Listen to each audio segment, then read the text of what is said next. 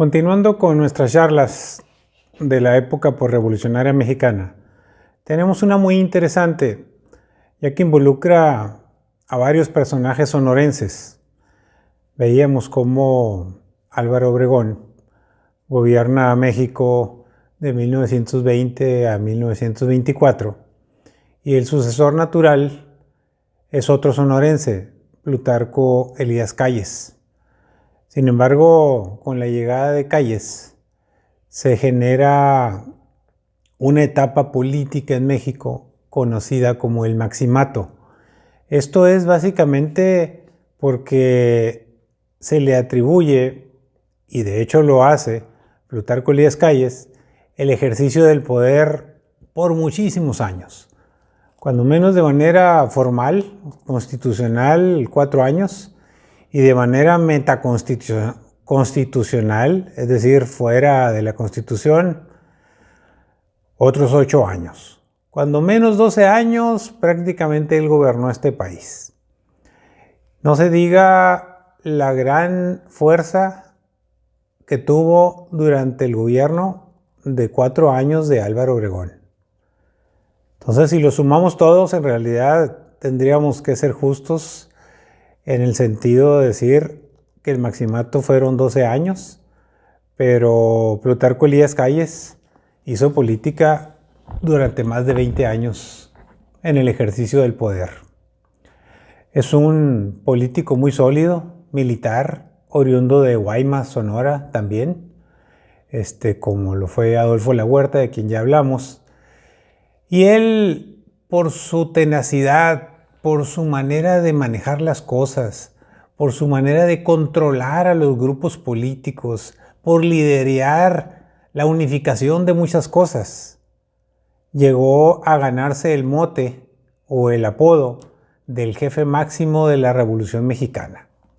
Esto a pesar de que, como ya lo dije anteriormente, que realmente es el general invicto de las batallas revolucionarias fue Álvaro Obregón. Pero aquí estamos hablando ya de política, no de guerra militar. Entonces el jefe máximo de la Revolución Mexicana es el apodo que se le dio a Plutarco Elías Calles. Y hay varias cosas que comentar.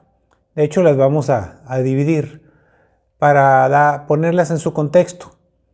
Su poder, obviamente, le permite que hiciera muchas cosas buenas y otras no tan buenas, como el pecado cometido en 1927,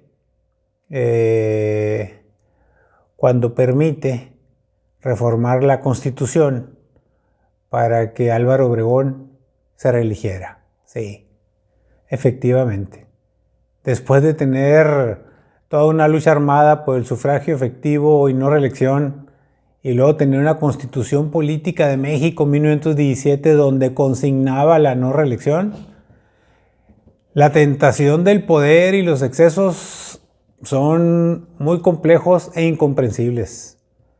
A las personas, cuando llegan al poder, les da por perpetuarse, por extenderlo, por no soltarlo. Y esa, a la postre, fue una de los grandes señalamientos que se le hacen a Plutarco Elías Calles al intentar que se reeligiera Álvaro Obregón, cambiando la Constitución. Ya le platicaré más adelante para no salirme del tema. Carranza nombra a Plutarco Elías Calles gobernador de Sonora, quien tuvo un segundo mandato a partir de 1917, y a él le tocó promulgar la nueva Constitución del Estado de Sonora, ya producto de la promulgación de la Constitución General de los Estados Unidos Mexicanos, la que era para todo el país.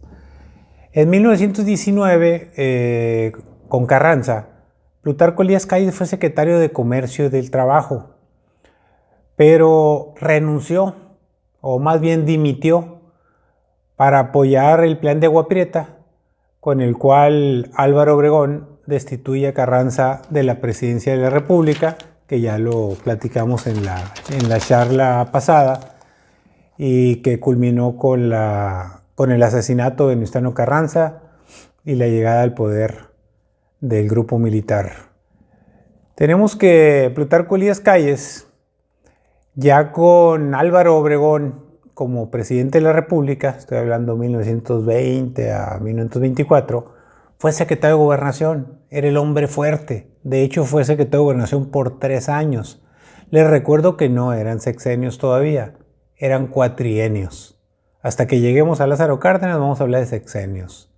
En ese entonces eran cuatrienios. Y fue elegido presidente Plutarco Elías Calles para gobernar México en elecciones constitucionales de 1924 a 1928. ¿Qué hizo Plutarco Elías Calles? ¿Por qué es trascendente su huella, su paso por el poder? ¿Por qué es importante para la historia del México posrevolucionario? A él le correspondió aplicar de una manera ya más agresiva la reforma agraria, el reparto de tierras a todos aquellos que habían luchado en la revolución. También le tocó consolidar lo que inició Álvaro Obregón, que fue el restablecer la educación pública en México a través de la Secretaría de Educación Pública. Y recordemos que Plutarco Elías Calles pues era maestro aquí en Sonora y tenía una vocación de maestro, una vocación de enseñanza real. Y eso provocó que se soltara construyendo también escuelas como lo hizo Álvaro Obregón en todo el país. También al mismo tiempo ya le tocó a Plutarco Elías Calles la construcción de obras públicas pequeñas, medianas y grandes por todo el país.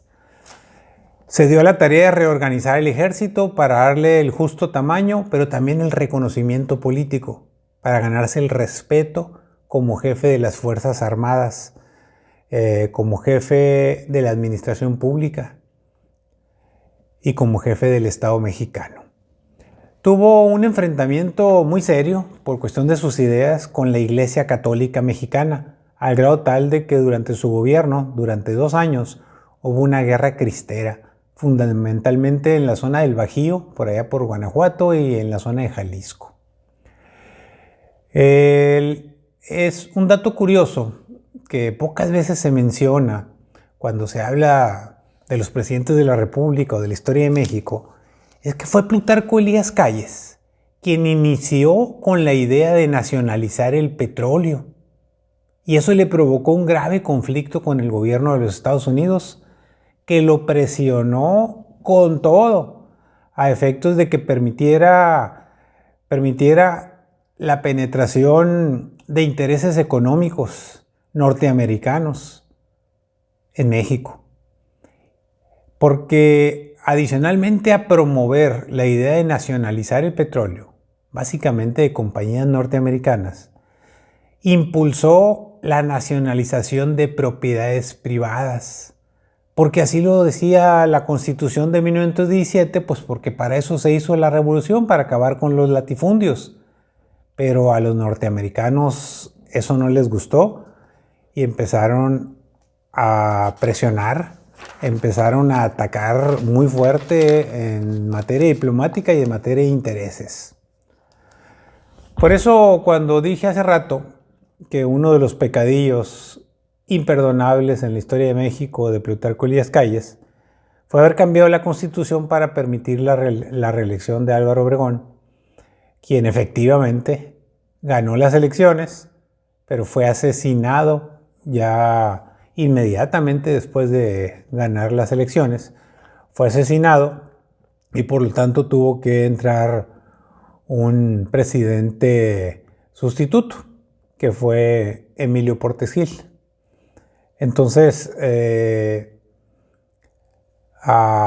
corresponde a Plutarco Elías Calles no solo poner al sustituto, después gobernar él mismo 4 años, luego imponer a Pascual Ortiz Rubio y a la salida de Ortiz Rubio imponer a otro sonorense, Abelardo L. Rodríguez, en la presidencia de México. Todo esto en su conjunto Pues es lo que se conoce como el maximato. El ejercicio del poder constitucional, el ejercicio del poder político, el ejercicio del poder metaconstitucional, pero también la creación de instituciones de gobierno que hoy en día existen y que serán motivo de la charla, de la próxima charla, y también los primeros pasos para contar con paz social, estabilidad política y crecimiento, consolidando al sistema presidencial mexicano.